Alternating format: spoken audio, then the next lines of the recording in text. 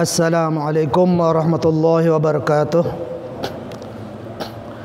Innal hamdalillah wa syukra lillah wa thanaa'a lillah la haula wa la quwwata illa billah. Thumma assalatu wassalamu ala asyrafil anbiya'i wal mursalin sayyidina wa maulana Muhammad sallallahu alaihi wasallam.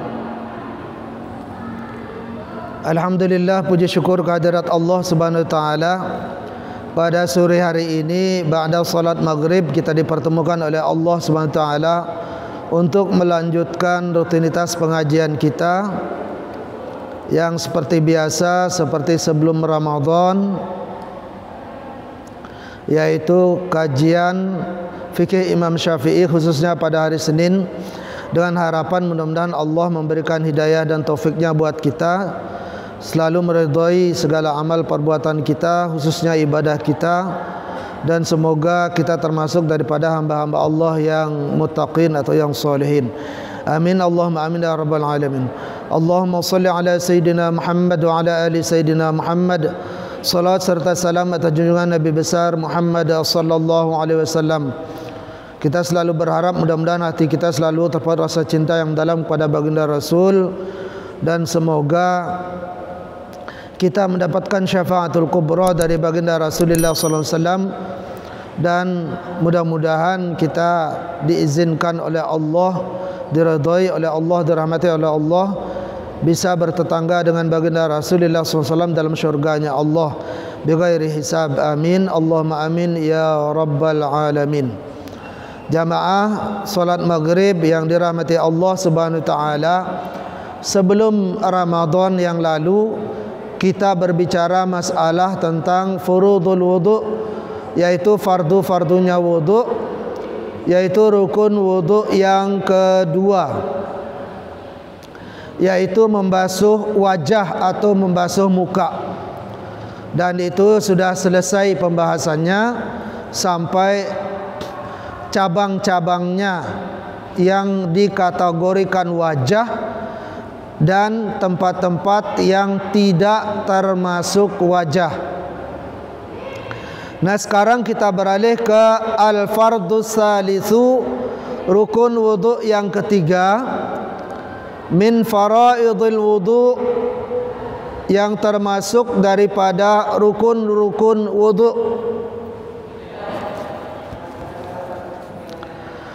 Watsalitsu min faraidil wudu, yang ketiga yang termasuk daripada rukun-rukun wudu, huwa ghaslu jami'i yadayhi ila nihayatil mirfaqaini, yaitu membasuh semua kedua lengan tangan atau kedua tangan, ila nihayatil mirfaqaini, sampai kedua pergelangan tangan, kedua siku. Jadi kedua tangan itu mulai dari ujung jari sampai kedua siku-siku. Nah, itulah yang harus dibasuh ketika kita membasuh kedua tangan. Jadi bukan kedua pergelangan tangan, tapi kedua siku-siku, mulai dari jari-jari tangan terus langsung ke atas sampai mirfaqaini, yaitu kedua siku. Kenapa? Liqaulihi ta'ala fi ayatil wudu, karena Allah berfirman di dalam Al-Qur'an surat Al-Maidah yang berbicara tentang masalah wudu. Wa aydiyakum ilal marafiqi. Jadi kedua daripada tangan kalian sampai kedua siku kalian. Walladhi yadullu ala annal mirfaqaini, di mana al mirfaqaini al marafiq, wa aydikum ilal marafiqi. Jadi tangan-tangan kalian itu dibasuh ketika melaksanakan rukun wudu, yaitu tangan-tangan kalian itu termasuk daripada bagian rukun wudu yang wajib harus dibasuh. Jadi bukan disapu, yaitu dibasuh. Kemudian keterangannya waladzi yadullu ala annal mirfaqaini, di mana yang menunjukkan bahwa kedua siku-siku tersebut, wahuma, yaitu kedua daripada siku-siku tersebut, al-azman alladzani fi muntasfiz zira', yaitu dua daripada tulang pertengahan daripada siku, yaitu bagian ini. Dan ini yang harus dibasuh sampai di sini, dia ada di belakangnya menonjol di sini ada tulang. Al-azmun yaitu tulang, kemudian al-azmun yang al-yusra, tulang yang kiri, berarti al-azmani dua tulang. Nah, ini mulai dari telunjuk ini terus sampai ke batas tulang ini, pertengahan zira' atau pertengahan ku'. Jadi ada yang bilang ku', dan ini yang siku-siku. Kalau orang Arab bahasa hariannya dia akan bilang ku' namanya, bahasa seharian daripada orang Arab. Tapi kalau bahasa Al-Quran atau bahasa kitab orang mengatakan mirfaq, yaitu siku. Nah, inilah batasnya yang menonjol ini. Cuman lebih bagus kalau dilebihkan sedikit. Ini jadi yang wajibnya itu yaitu batasnya itu sampai sana. Fa'alahu sallallahu alaihi wasallam fima rawa Muslim. Karena Rasulullah sallallahu alaihi wasallam melaksanakan membasuh kedua tangan beliau sampai kedua siku. Jadi persis di siku mentol daripada tulang tersebut. Nah, itu kelihatan mentok di sana. Jadi persambungan pergelangan siku. Jadi sampai manalah sampai sana baginda Rasul ketika membasuh kedua tangan, sebagaimana riwayat daripada Imam Muslim. Faqad rawa Muslim, jadi Imam Muslim meriwayatkan dalam sebuah hadis, anna Abu Hurairah radhiyallahu anhu tawaddaa, bahwasanya Abu Hurairah radhiyallahu an tawaddaa berwudu. Faghasala wajhahu, kemudian Abu Hurairah itu membasuh wajahnya. Itu masalah wajah sudah lewat sebelum Ramadan. Fa asbaghal wudu, kemudian beliau menyempurnakan wudunya. Jadi disempurnakanlah wudu dalam basuhan wajah. Membasuh wajah itu disempurnakan sampai batas-batasnya yang sudah kita bahas. Itu secara sempurna, tidak boleh kurang sedikit. Thumma ghasala yadahu al-yumna, kemudian Abu Hurairah radhiyallahu an juga membasuh tangan beliau yang sebelah kanan, itu terlebih dahulu. Hatta asyra'a fil wudu, sehingga selesai sempurna basuhan wudunya, khususnya masalah tangan. Thumma al-yusra, kemudian Abu Hurairah membasuh tangan beliau yang kiri. Ini membasuh tangan beliau yang kiri, hatta asyra'a fil wudu, sehingga secara sempurna basuhan tangan sebelah kiri juga, yaitu sampai sambungan daripada ku'-nya atau mirfaqnya, yaitu atau sikunya, itu sampai sana disempurnakan oleh Abu Hurairah. Jadi ini yang berwudu ini adalah Abu Hurairah, bukan Rasulullah. Nanti Abu Hurairah itu bercerita memberikan contoh daripada wudunya Rasulullah. Tapi hadis ini bercerita tentang bahwa Abu Hurairah memberikan contoh cara berwudu yang benar. Kemudian setelah selesai membasuh daripada tangan kiri sampai siku-siku, sampai persendian daripada siku tersebut yang kelihatan menonjol di siku kita, thumma masaha bi ra'sihi, kemudian barulah Abu Hurairah itu menyapu kepalanya. Jadi menyapu kepala, jadi bukan membasuh, jadi menyapu. Thumma ghasala rijlahu al-yumna, setelah selesai daripada menyapu kepala, maka Abu Hurairah radhiyallahu an beliau akhirnya membasuh kakinya al-yumna, yaitu sebelah kanan. Hatta asyra'a fis saq, sehingga selesai sempurna basuhannya itu sampai tumit beliau. Jadi sampai telapak kaki. Jadi tumit yang di belakang. Nah, itulah selesai dibasuhnya. Jadi di bawahnya persis. Jadi kaki sebelah kanan, yaitu mulai mata kaki itu sampai ke bawah. Thumma ghassala rijlahu al-yusra. Kemudian Abu Hurairah radhiyallahu an membasuh kaki sebelah kiri.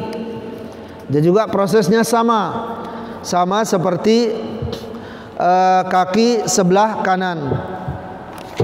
Hatta asyra'a fis saq, sampai masuk ke tumit sebelah kiri juga. Thumma qala, kemudian Abu Hurairah pun berkata, hakadha ra'aitu Rasulullah sallallahu alaihi wasallam yatawadda. Beginilah saya melihat Rasulullah itu ketika berwudu.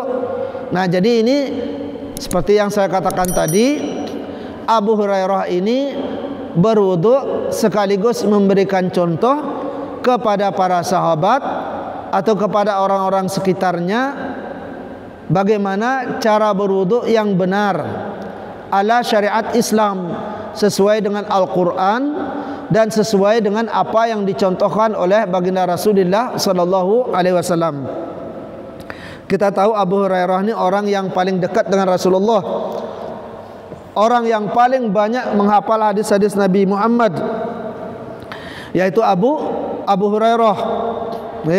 Jadi beliaulah yang mencontohkan, karena tidak semua para sahabat itu bisa secara detail melihat apa yang dilakukan oleh baginda Rasul, apa perbuatan Rasul selama 24 jam. Tidak semua orang, karena manusia itu tidak sempurna.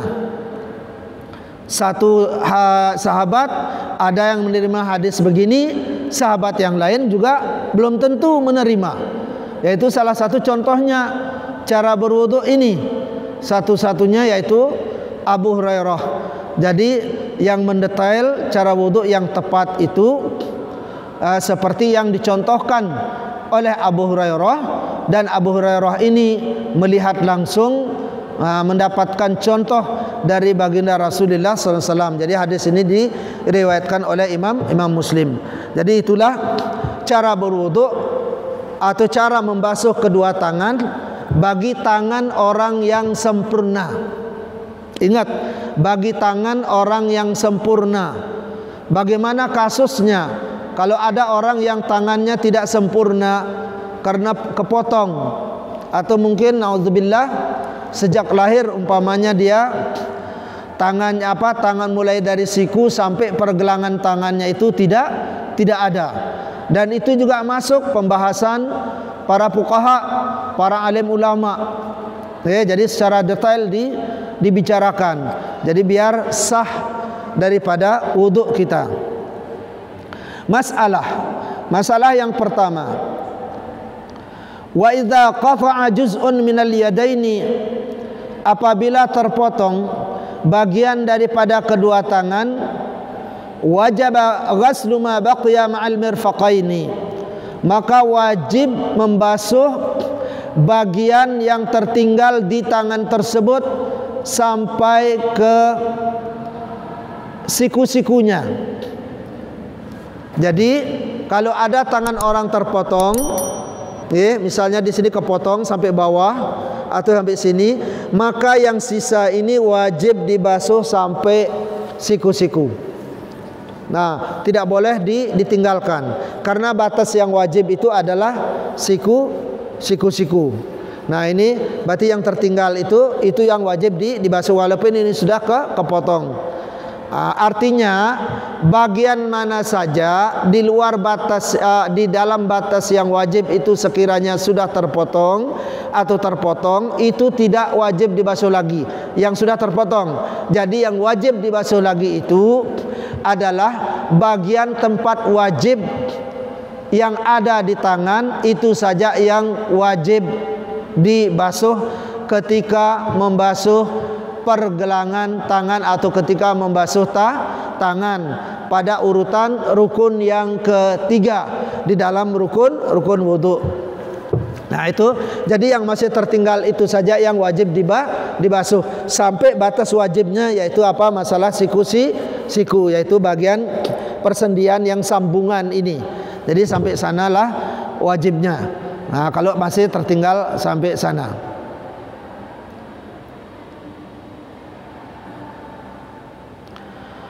Fa in qata'a makan al-fardh kullahu ila al-mafsal. Seandainya kalau terputus tempat fardunya wudu yang ada di tangan, yaitu mulai dari ujung jari sampai siku-siku, sambungan siku-siku itu, lalu kemudian qata'ah, terputus, tidak ada sama sekali, keputus ini semua, atau di atasnya terputus sedikit, sampai ke bawah ini keputus, ilal mafsal, sampai ini sudah ludas habis. Jadi tempat persambungan itu ludas habis. Bihaitsu khala'a mafsal zira' minal ku', seperti habis terputusnya itu persambungan itu yang ada di ku' kita, zira' kita, mirfaq kita, minal ku'. Nah ini dia nyebut ku' juga di sini, yaitu di siku tersebut. Wajaba ghaslu ra'si azmil adad 'ala al-masyhur fil madhhab. Maka ternyata kalau umpamanya ini habis semua yang wajib ini, nah ada tulang yang keputus itu, yang terpotong itu, atau bagian yang terpotong itu di sana itu tetap hukumnya wajib dibasuh. Jadi tidak semua, tidak sampai sini, tidak. Bagian yang terputus itu, nah itulah tulangnya itu, bagian terputus itu, itulah akhir itu juga wajib dibasuh. Tetap wajib dibasuh. Okay? Walaupun dia itu sudah bukan bagian daripada wajib. Jadi ini untuk jaga-jaga. Jadi bagian terputus itu sudah habis. Nah pas akhir putus itu sudah habis. Nah ini kan masih ada tulang ini di pas itu di tempat putusnya itu. Nah bagian di tempat putus itulah yang hanya itu saja yang diwajib, menurut pendapat qaul masyhur, yang terkenal di kalangan para alim ulama yang bermadzhab Syafi'i. Artinya apa? Berarti ada dua pendapat. Lawan daripada qaul masyhur itu apa? Gharib. Gharib itu artinya apa? Aneh. Pendapat yang aneh, tidak terkenal. Artinya kalau ada orang mengatakan ketika tangan kita atau tangan Anda terpotong, habis itu bagian yang wajib itu, yang kelihatan itu hanya potongan di sini saja, bekas sambungan daripada siku itu saja yang kelihatan, karena yang wajib itu semuanya habis, kepotong. Dia mengatakan umpamanya tidak usah dibasuh semuanya. Nah itu pendapat yang demikian itu sepatutnya, seyogianya tidak usah diikuti. Karena ini pendapat ini lemah sekali. Ini hasil ijtihad para ulama. Jadi jangan diikuti. Jadi yang diikuti itu yang qaul yang masyhur, yang terkenal di kalangan ulama-ulama yang bermadzhab Syafi'i, yang mengatakan walaupun umpamanya dia habis dan ini bagian wajib itu habis semua, tinggal tulang siku itu saja yang di atasnya, tetap itu wajib dibasuh. Nah ini tetap itu juga wajib dibasuh, entah itu tangan sebelah kanan, entah itu tangan sebelah kiri. Jadi terserah. Nah ini detailnya para ulama mengatakan apa, berbicara masalah hal seperti ini. Karena siapa tahu nanti ada kejadian, ada yang bertanya, sehingga kita bisa menjawab. Wajib ghaslu ra'si azmil adad 'ala al-masyhur. Maka wajib kita membasuh daripada ujung tulang lengan atas. Nah ini lengan atas ini namanya adad. Dari sini ke sini namanya adad. Dan ini yang ujungnya ini yang wajib dibasuh. Raksun, ini raksun kepalanya ini. Jadi yang rasa udah paham. masalah itu. Nah, itu yang wajib dibasuh. Alal masyhur fil madhab, menurut qaul yang masyhur, yang sangat terkenal sekali dari kalangan ulama-ulama bermadhab Syafi'i. Kenapa? Wali annahu minal marfaq, karena itu bagian daripada siku. Jadi ujungnya, ya, kecuali umpamanya habis sampai di sini baru nggak perlu. Tapi yang wajib itu adalah yang umpamanya pas persendian itu keputus sampai ke bawah. Nah itu, maka ujungnya itu saja yang wajib dibasuh. Li'annahu minal marfaq, karena itu sebenarnya juga bagian daripada siku yang menonjol itu. Nah itu keputus habis. Nah itu juga masih tetap dia kita diwajibkan untuk membasuh. Wal mirfaq yajma'u baina azmatis sa'id wa azmatil adad. Karena mirfaq itu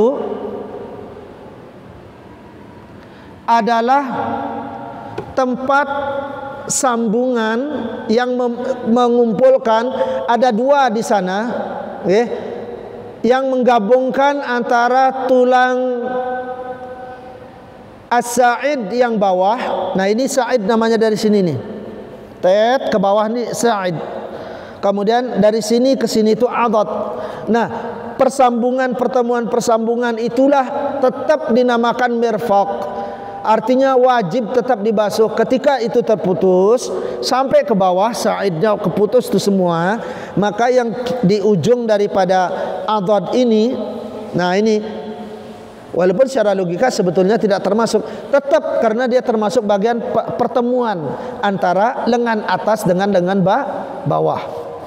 Jadi tetap itu hukumnya tetap wajib dibasuh, karena di sana itu tempat yajma' baina azmatis sa'id wa azmatil adad. Jadi tempat pertemuan antara pergelangan tangan atas sama yang bawah. Wali annal mirfaqul lahu yajibu ghasluhu damnal fard kama sabaqa bayanhu. Karena mirfaq itu, siku itu, semuanya itu hakikatnya tetap hukumnya wajib. Jadi dia masuk di sana karena tempat pertemuan persambungan. Nah ini wa muqabilul masyhur, pendapat yang berlawanan dengan masyhur yang terkenal, wa huwal gharib. Nah itu seperti yang saya bilang tadi, gharib itu apa? Aneh, jarang kedengaran fatwa ini. Yaqulu, mengatakan apa? La yajibu ghasluhu ba'dal qata'. Seandainya kalau udah keputus enggak usah dibasuh lagi, ini bekas keputus yang di sini, yang di siku. Bekas yang terputus di siku itu jangan dibasuh katanya. Nah ini pendapat yang gharib. Tidak boleh dipakai walaupun ada di kitab gundul umpamanya itu. Nanti kalau kiai ustadz umpamanya isi pengajian buka kitab ditemukan ada fatwa seperti itu, jangan disuruh nanti jamaahnya enggak usah dibasuh, jangan begitu. Nah ini penting juga kiai ustadz itu tahu juga permasalahan tentang fatwa, tentang pendapat mana yang diikuti, mana yang tidak. Jangan semua diikuti, nanti mentang-mentang ada di kitab gundul pakai aja, enggak bisa begitu. Dan itu tidak boleh dipakai. Jadi dia mengatakan tidak wajib. Nah itu jangan diikuti karena ini pendapatnya gharib.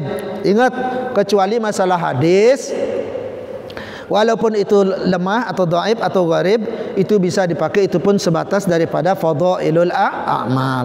Nah ini karena ini fatwa ulama yang sifatnya ijtihadi, maka itu ketika sudah kelihatan lemah fatwa itu, maka itu tidak boleh dipakai. Yang mengatakan bahwa tidak wajib membasuh bekas potongan daripada siku-siku.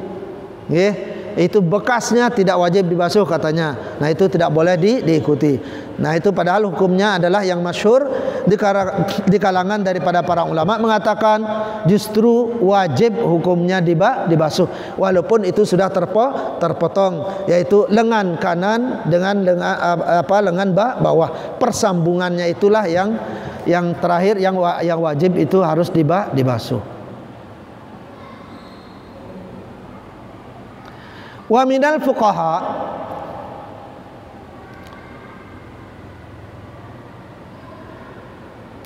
ini ada juga fatwa dari ulama yang bermadzhab Syafi'i seluruhnya, dimanapun berada. Ada juga ini di dunia ini ada yang mengatakan begini. Wa minal fuqaha Man qata'a bi wujubi ghasli azmatil adad. Ada juga sebagian daripada ulama-ulama yang bermadzhab Syafi'i memutuskan begini. Mau tidak mau, mulai dari yang terputus ini, tadi kan yang putus ini, yang wajib itu kan begini. Kemudian putus hilang, maka yang wajib itu masyhur itu adalah tempat terputus itu wajib tetap dibasuh. Tapi fatwa yang ketiga itu bahkan berani mengatakan begini supaya tidak terjadi perbedaan pendapat di antara para alim ulama fikih. Walaupun itu pendapat yang kedua itu yang mengatakan tidak wajib itu lemah, tidak boleh dipakai. Maka ada yang memutuskan begini.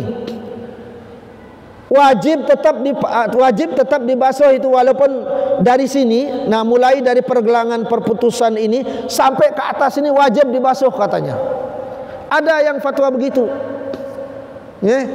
Nah ini untuk menghilangkan perbedaan antara ulama yang tadi itu, yang mengatakan tempat terputus ini batasnya itu ada yang mengatakan wajib dibasuh, ada yang mengatakan tidak. Walaupun yang masyhur yang harus dipakai itu wajib tetap dibasuh.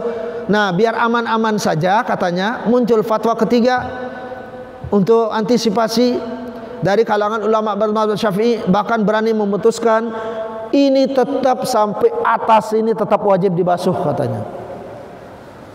Nah, itu nggih. Tapi kalau secara umum, kalau kita kembalikan secara umum, sebenarnya tidak wajib. Dia masuk daripada sunnah-sunnah wudu. Masuknya bagian apa dia? Tahjil. Kalau ghurrah kan ini. Nah, dia masuknya bagiannya adalah tahjil. Ya intinya, kalau umpamanya jenengan itu mau tetap membasuh kalau sekiranya keputus bahkan sampai di sini, keputus sampai di sini, boleh juga dibasuh silakan. Tetap hukumnya sunnah, bukan bid'ah, sunnah. Ini namanya tahjil. Sama dengan kaki. Nah, nanti hukum daripada ini dengan kaki itu sama dia nanti. Dan itu pendapat yang ketiga. Jadi mana-mana saja. Cuman ini yang kedua itu kalau bisa jangan dipakai karena berbahaya. Makanya pendapatnya lemah sekali, gharib, aneh. Jadi tidak boleh dipakai. Nah ini yang pertama boleh dipakai, mengatakan wajib sampai di sini saja dibasuh, ujung-ujung terputus. Atau fatwa yang ketiga, udahlah basuh aja semuanya. Benar atau salah fatwa ini tetap dapat pahala, tetap sah. Kenapa? Karena kalau umpamanya tidak benar fatwa yang mengatakan ini tidak wajib, tidak benar, salah, tetap sah. Sahnya di mana? Karena dia bagian daripada tahjil. Jadi tetap boleh, tetap dapat pahala. Itu pahala sunnah. Malah kita dianjurkan, malah ketika berwudu itu, ketika basuh tangan, itu dilebihkan sampai sini, sampai ke teak kita ini. Begitu juga ketika kaki, bila perlu sampai paha kita dibasahin. Karena itu termasuk bagian tahjil. Kalau ghurrah kan ini, basahin itu semua. Hikmahnya apa? Biar nanti ketika di padang mahsyar itu cahayanya lebih terang. Paham nggih? Nah ini, jadi yang diikuti itu nanti adalah fatwa yang pertama, wajib tetap dibasuh, sama fatwa yang ketiga. Nah itu kalau fatwa yang kedua mengatakan karena batas wajibnya sudah terputus semua sampai di persendian siku-siku persambungan itu putus semua, tetap tidak wajib semuanya katanya. Nah itu pendapat yang aneh, tidak boleh dipakai. Wa nafi al-khilaf fi wujubi ghasliha. Bahkan beliau mengatakan, orang yang ketiga ini mengatakan sebenarnya itu tidak ada perbedaan pendapat di sana. Ada perbedaan pendapat. Nah itu pendapat yang pertama itulah yang harus dipakai.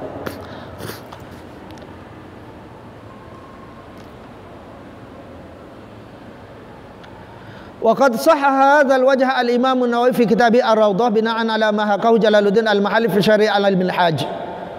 Bahkan fatwa yang ketiga ini justru yang dibenarkan oleh Imam Nawawi. Kita tahu Imam Nawawi Imam Nawawi Syam, wilayah Syria, ulama besar juga di kalangan daripada di Irak, di Baghdad. Bahkan justru fatwa yang ketiga ini malah dibenarkan oleh Imam Nawawi. Ya boleh kita katakan itu rajanya ulama mazhab Syafi'i itu siapa? Ya Imam Nawawi. Ya, Imam Nawawi Syam atau Syria yang sibuk menyibukkan diri khusus di bidang ilmu sehingga tidak menikah sampai meninggal dunia. Dan justru beliau itu membenarkan, menguatkan malah pendapat yang ketiga, bukan yang kedua. Ingat, kedua itu dibuang, tidak boleh dipakai. Yang ketiga yang mengatakan apa? Walaupun sudah terputus sampai sini, yang wajib semuanya, tinggal ini saja kelutuk bergerak, kan ada itu.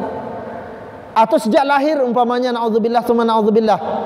Kata orang Jawa itu amit-amit cabang bayi. Tidak ada tangan segini aja kelutuk, tetap wajib dibasuh. Nah, itulah fatwa yang dibenarkan oleh Imam Nawawi. Tapi perbedaan itu ada, bukan tidak ada. Karena ada itulah sehingga Imam Nawawi pun mengatakan fatwa yang saya benarkan justru malah yang ketiga, yang mengatakan tetap wajib dibasuh sampai di sini ini, sampai di adad ini. Nah, jadi itu dua permasalahan yang ada dalam berbicara masalah tentang membasuh kedua tangan.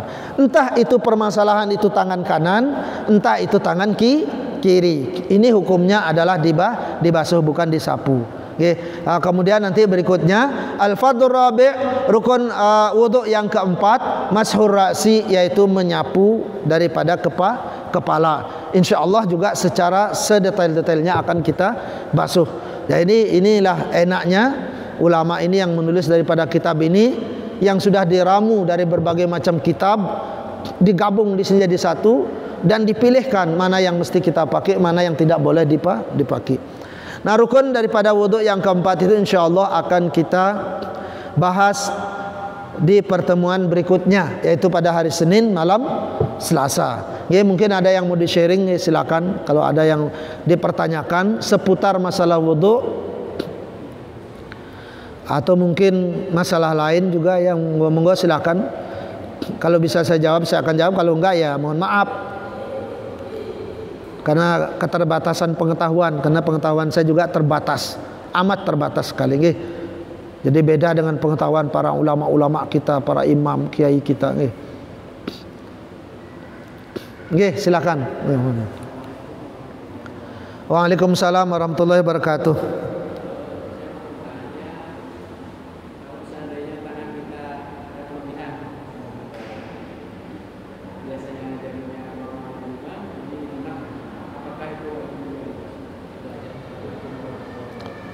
Waalaikumsalam warahmatullahi wabarakatuh.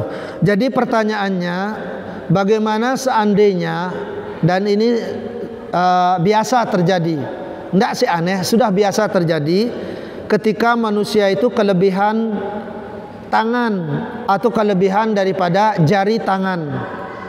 Jadi yang jenengan tanyakan itu kan kelebihan jari tangan kan gitu biasanya. Kadang di sini muncul lebih jadi 6 jarinya, kadang di sini. Nah, mana-mana. Selama dia termasuk dikategorikan tangan atau jari-jari tangan, maka tetap hukumnya wajib dibasuh. Selama dia dikategorikan bagian dari anggota tersebut. Ya, karena sudah adat kebiasaan, kalau jari itu ada yang tumbuh lebih satu menjadi 6 jari, maka semua orang pasti mengatakan itu adalah jari tangan. Kembalikan ke adat. Adat kebiasaan orang mengatakan apa? Jari tangan. Kalau orang udah tahu semua, di wilayah itu tahu semua, itu adalah dinamakan jari tangan, maka otomatis statusnya wajib dibasuh. Kecuali umpamanya adat kebiasaan di sekitar tersebut mengatakan bahwa dan melihat itu semua maklum bukan jari tangan umpama. Kalau semua mengatakan adat kebiasaan itu bukan jari tangan, maka otomatis tidak wajib dibasuh. Nah, sementara yang terjadi dalam kehidupan kita sehari-hari, kalau ada orang yang kelebihan jari tangan di bagian mana saja selama di bagian tangan, maka itu hukumnya adalah jari tangan dan wajib dibasuh. Saya rasa demikian. Wallahu a'lam bishawab. Baik, kalau tidak ada kita tutup. Mudah-mudahan Allah Subhanahu wa taala memberikan rahmat dan ridhonya buat diri kita. Mudah-mudahan ini bisa bermanfaat dalam kehidupan kita sehari-hari, khususnya dalam ibadah kita, ibadah wudhu kita atau ibadah yang lainnya. Semoga Allah menerima dengan ridha dan rahmatnya. Amin. Allahumma amin ya rabbal alamin. A'udzubillahi minasyaitonir rajim. Bismillahirrahmanirrahim. Allahumma salli ala sayyidina Muhammad wa ala ali sayyidina Muhammad walhamdulillahi rabbil alamin. Alhamdulillahi rabbil alamin. Hamdan syakirin, hamdan na'imin, hamdan yuafi ni'amahu wa yukafi'u mazidah. Ya Rabbana lakal hamdu kama yanbaghi li jalali wajhika wa 'azimi sultanika karim. Wa sallim radallahu ta'ala an sadatina ashabi sayyidina Rasulillah ta'ala ajmain. اللهم علمنا ما ينفعنا وانفعنا بما علمتنا. اللهم إنا نعوذ بك من علم لا ينفع وقلب لا يخشع وعمل لا يرفع ودعاء لا يسمع.